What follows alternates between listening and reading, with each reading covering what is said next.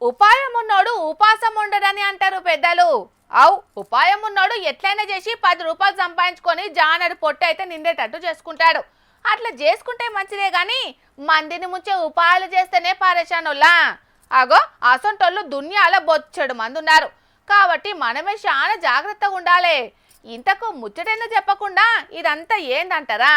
ఇగో వార్త వస్తాంది, చూస్తే మీకే సమజైతది, చూడండి. చాలా మంది ఏటీఎం సెంటర్ కు పోయి పైసలు తీసుకుంటారు. ఒక్కో పారి పైసలు తీస్తే రాకుంటే ఆ మిషన్ లో పైసలు లేవు కావచ్చునని సప్పుడు చేయక ఆడికించి వేరే కాడికి వెళ్ళిపోతారు. కానీ అట్లా పోవద్దుల్లా. ఎందుకంటారా?